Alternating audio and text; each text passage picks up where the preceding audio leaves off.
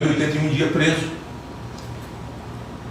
Até se não tem processo. Então é o seguinte, como essas pessoas estão fazendo 100 dias de cadeia, uma violação claríssima do ordenamento jurídico, da lei brasileira. Aliás, o ordenamento jurídico já foi para as cucuias, para o alto, há muito tempo. Mas ninguém pode, e tem gente presa com mais de 81 dias. Né? Então nós continuamos a nossa luta para que esses patriotas sejam libertados e vá para suas casas. Estão respondendo enclausurados por um crime que não cometeu.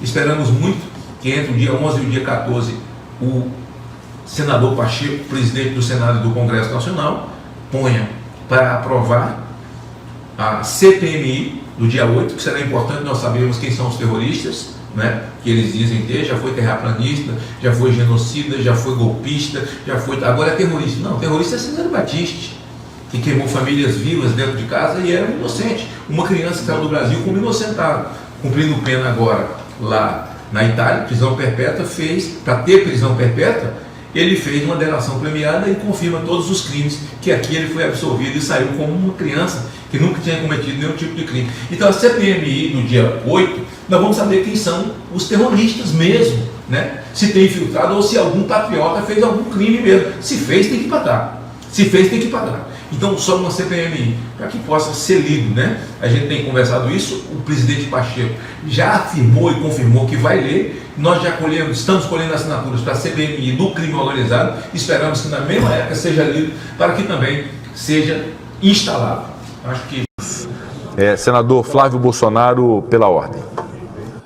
Presidente, com a notícia da possibilidade de Vossa Excelência viajar em missão oficial para a China no próximo dia 11 de abril, mesma data que estava programada a nossa sessão no Congresso, eu pergunto a Vossa Excelência, se confirmando da ida de Vossa Excelência à China, se existe uma data subsequente para que possamos realizar essa sessão no Congresso, em especial pelo interesse da leitura do requerimento da CPMI do dia 8, presidente. Senador Flávio Bolsonaro, de fato, há um compromisso da presidência do Congresso Nacional, que assumi dias atrás, de realização da sessão do Congresso Nacional na semana do dia 11 a 14, que seria de terça a sexta-feira da semana que vem. De fato, sobreveio, isso é superveniente mesmo, a designação dessa missão oficial à China, para a qual esta presidência foi convidada a participar, e em se confirmando a minha participação na missão oficial, pedirei a compreensão de Vossa Excelência, dos senadores que desejam a realização da sessão do Congresso Nacional e também dos deputados federais, alguns que inclusive recebi na semana passada, deputado André, deputado Nicolas, deputado Felipe Barros, deputado Maurício, do vôlei. Faremos, portanto, no primeiro dia útil subsequente à sessão do Congresso Nacional. Então, a se confirmar essa missão oficial na próxima semana, faremos a sessão do Congresso Nacional ao meio-dia do dia 18, terça-feira, inclusive que permitirá melhor quórum do que numa sexta-feira ou numa quinta-feira à tarde, de modo que acho até que pode ser mais producente para garantir o quórum da sessão do Congresso Nacional. Lembrando que há uma relação de vetos que devem ser apreciados nessa sessão do Congresso Nacional. O líder do governo do Congresso Nacional já está cuidando com os líderes para que tenhamos uma sessão do Congresso proveitosa, além da leitura do requerimento da Comissão Parlamentar de Inquérito, a apreciação também dos vetos e de um PLN que deve ser encaminhado em relação aos servidores públicos, que será encaminhado essa semana para o reajuste dos servidores. Também seria muito importante aproveitarmos o ensejo da sessão do dia 18 para esta apreciação. Então, conto com a presença e o quórum de todos. Mas, eventualmente, se houver algum tipo de dificuldade na missão oficial, poderíamos fazer na próxima semana mesmo a sessão do Congresso. Ocorre que, de acordo com os últimos estarrecedores acontecimentos, demonstram que a situação vem se deteriorando ano a ano, está fora de controle. Por isso, a necessidade urgente de uma CPMI para deputados e senadores averiguarem, quebrarem sigilos, fazerem um trabalho profundo de investigação. É com muita tristeza que digo que podemos utilizar o caso do Ceará como referência da falência do Estado em garantir segurança pública aos cidadãos. Segundo o Fórum Brasileiro de Segurança Pública, o Ceará tem se mantido nos últimos anos sempre entre os 5 estados mais violentos do Brasil.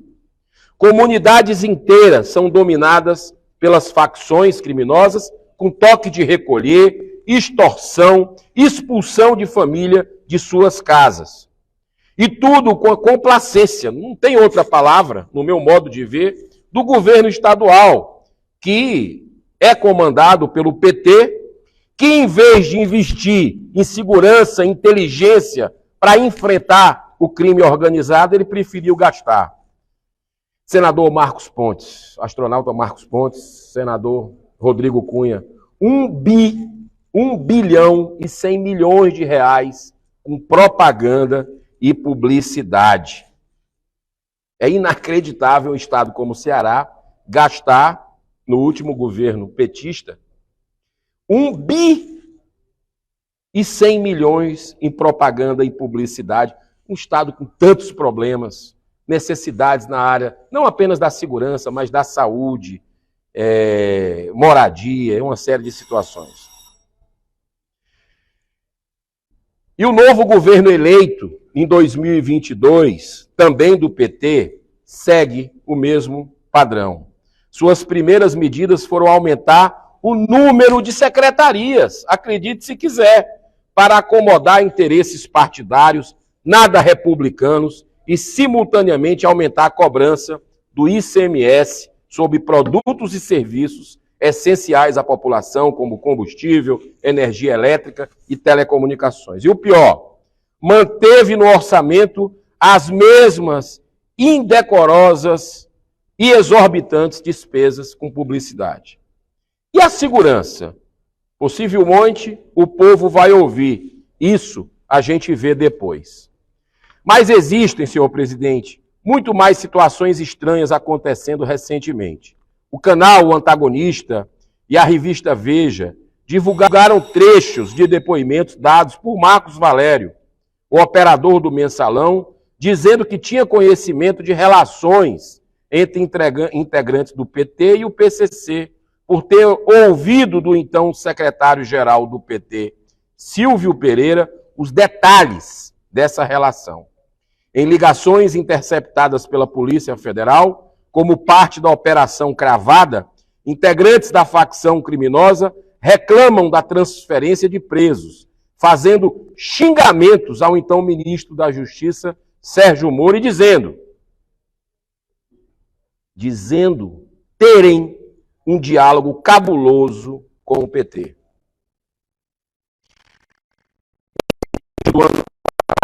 Com 3 minutos no máximo.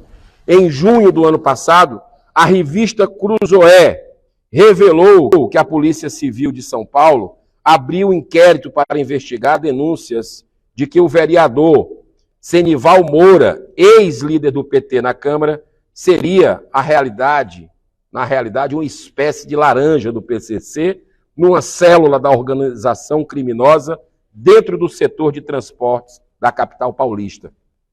Outro fato, o criminoso, considerado como um dos mais perigosos do Brasil, o Marcos Camacho, conhecido como Marcola, também já foi flagrado fazendo referência ao PT.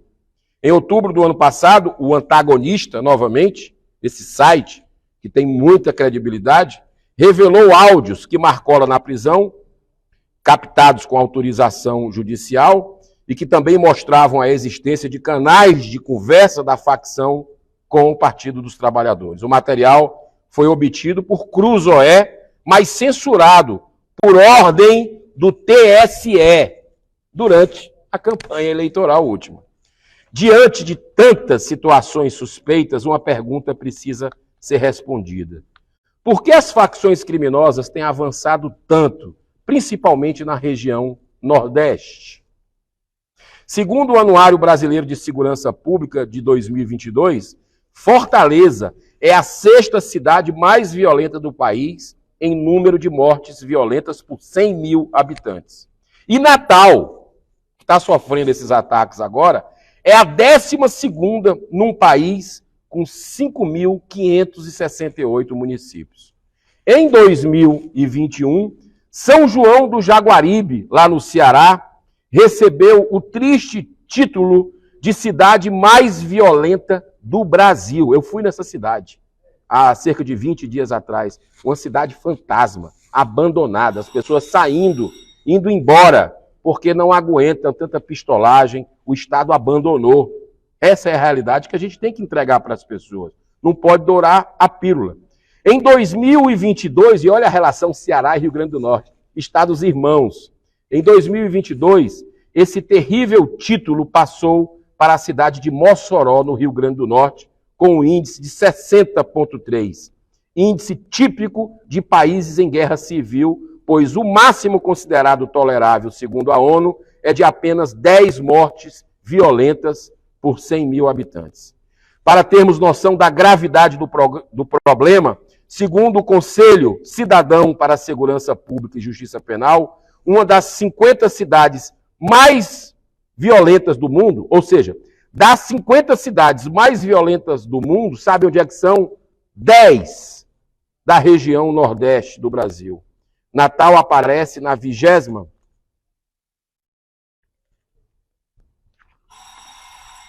Natal aparece na 28ª posição e Fortaleza na 31ª. Se você pegar das 30, 19 são do Norte e Nordeste. Tem alguma coisa errada. Das 30 mais violentas do Brasil.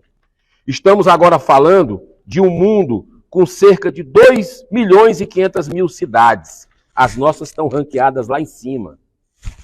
Enfim, senhor presidente, não dá mais para adiar. Urge enfrentar com coragem essa profunda crise em que o Estado é defrontado por organizações criminosas. E cabe ao Congresso Nacional cumprir seu dever aprovando, instalando essa CPMI para que não tenhamos que fazer coro com esse pensamento crítico do cantor e compositor Renato Russo.